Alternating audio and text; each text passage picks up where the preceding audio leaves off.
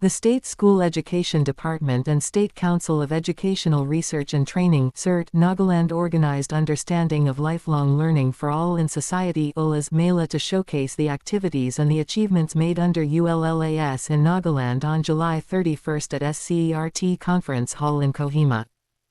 Addressing the gathering, Nagaland School Education and SCERT advisor Yhome said that there are 2.74 lakh non-literate persons in Nagaland as per 2011 census. He said the department will try to work closely with various literature boards. We are in the process of producing textbook in our own local diverse languages, he added.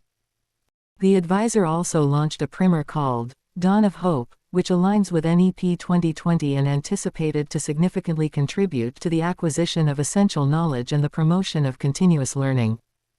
Rokos Hosothu, Assistant Director Nodal Adult Education, Nagaland said in addition to Mon and Kifire districts, ULLAS program will be implemented in 5 more districts Phek, Paran, Tuanzang, Zunheboto and Dimapur during 2024-25 with a total target of 144,802. He informed that in the first phase of ULLAS program in Nagaland, Kifire and Mon district were selected as Mon being the lowest percentage in terms of literacy rate and Kifire being an aspirational district. So far, ULLAS program covered 105 villages in Kifire district, covering 5,051 learners and 122 villages under Mon district with enrollment of 25,034 learners. SCERT Director Kevirleu Kurhuo said that ULLAS, erstwhile known as Adult Education and also called as New India Literacy Program (NILP), is a centrally sponsored scheme on education for all, in alignment with the recommendations of National Education Policy 2020. The scheme is targeted at all non-literates of age 15 years and above. It is an initiative by the Government of India aimed at eradicating illiteracy and promoting education for all citizens, particularly focusing on adults and out-of-school youth, she said. Our target is to identify adults aged 15 years and above who missed the opportunity of literacy and enable them to become literate and support literacy initiative aimed at reaching absolute literacy for all. Kurhuo said, adding that this comprehensive program seeks to empower individuals through various educational opportunities, ensuring they have the necessary skills to improve their quality of life and contribute to the nation's development. She said that the scheme consists of 5 components, namely foundational literacy and numeracy (FLN), critical life skills, basic education, vocational skills and continuing education. It is being implemented through volunteerism, promoting social responsibility and a sense of duty, she said. At present, the literacy rate of Nagaland state stands at 79.55%, which reflects the state's commitments and ongoing efforts to improve literacy rate. Literacy is not merely about reading and writing. It is a gateway to opportunity, self-improvement and progress. It is a fundamental right that empowers an individual to make an informed decision, she said. Earlier, the program was chaired by SCERT Deputy Director Kevaluazonu Oseko's, while vote of thanks was proposed by Thevasilan K., Principal Director, Directorate of School Education, Nagaland.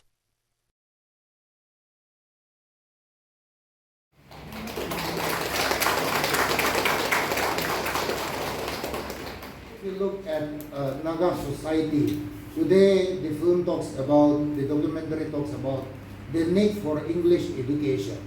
To also say that, and today if you look at our statistics, as per 2011 census, 2.74 of our population, our state census, are termed as non-literate. Amongst them we have 1.16 males, and out of that we have another 1.59 lakhs women, clubbed together 2.74 who are termed as non-literates.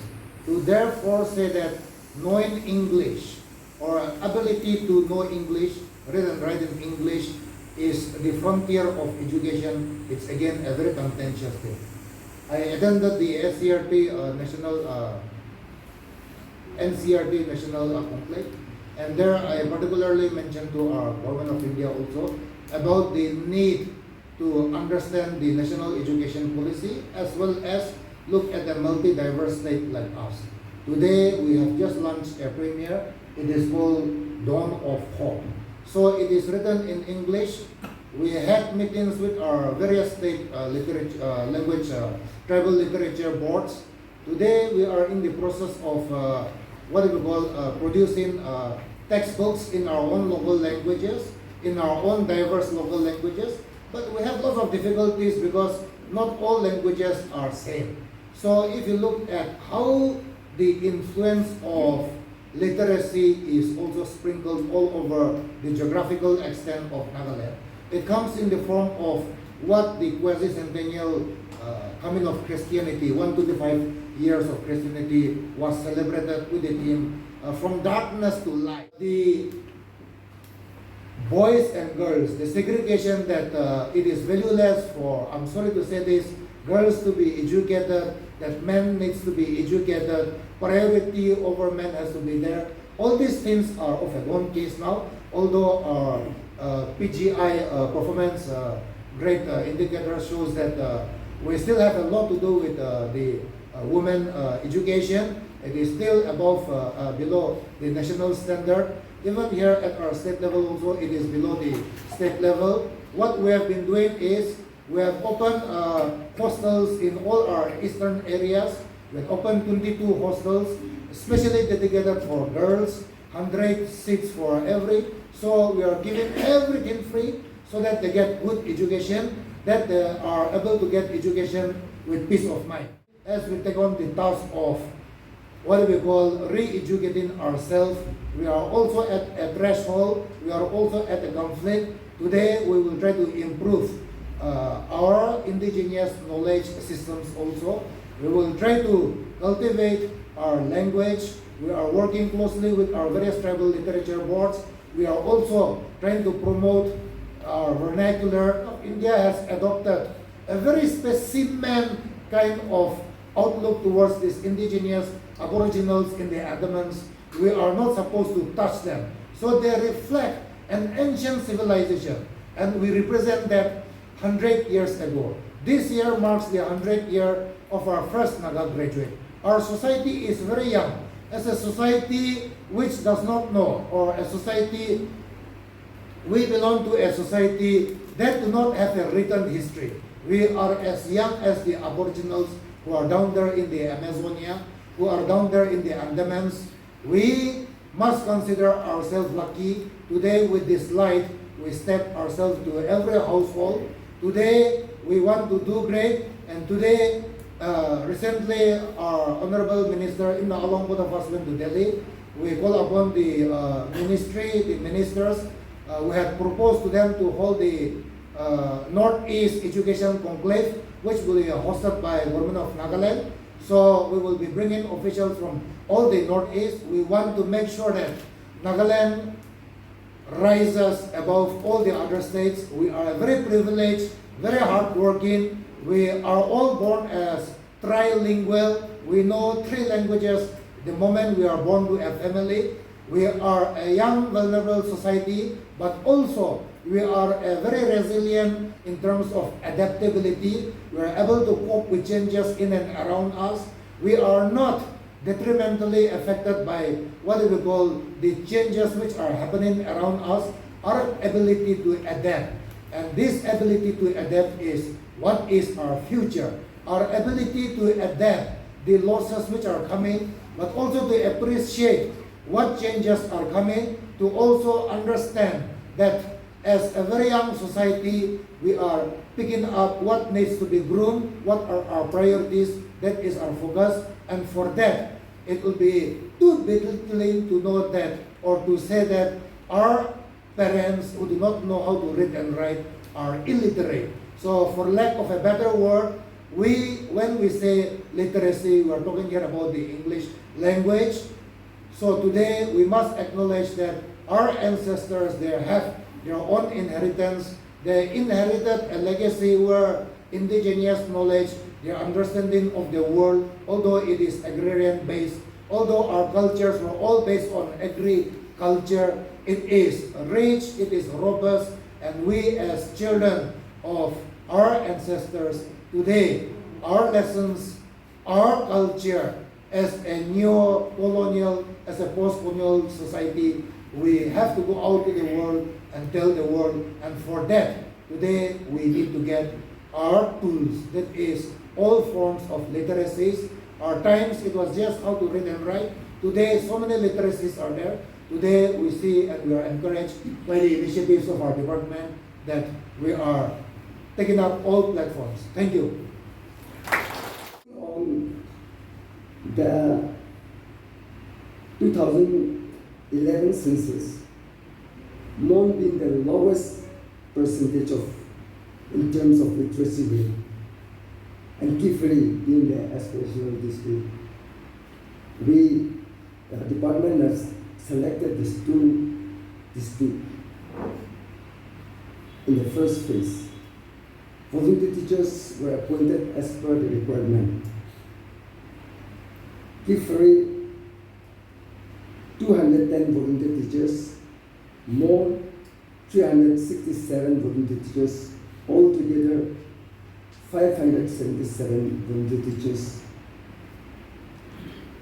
were appointed. Number of villages covered: Kifri, 105 villages, Mon, 122 villages. Training was imparted to master trainers on 9 May 2023. District-wise orientation training for volunteer teachers was conducted in Kifri on 30th May 2023 and Mon on 14 June 2022. Total number of learners enrolled: Mon 25,034, Kifri 551, altogether 30,085 learners were enrolled.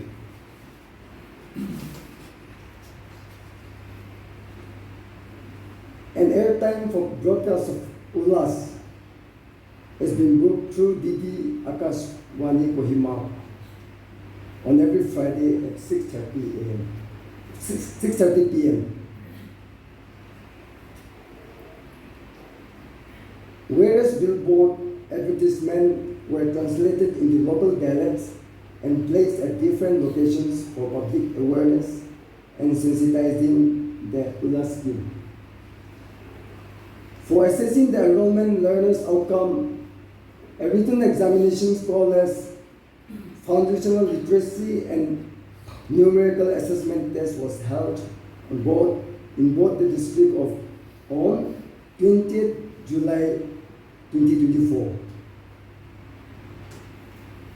In addition to Mon and Kifri district, ULLAS program will be implemented in 5 districts, namely Pek, Perem, Tunsang, Zuniboto, and Timapur during 2024-2025, with a total target of 149,802.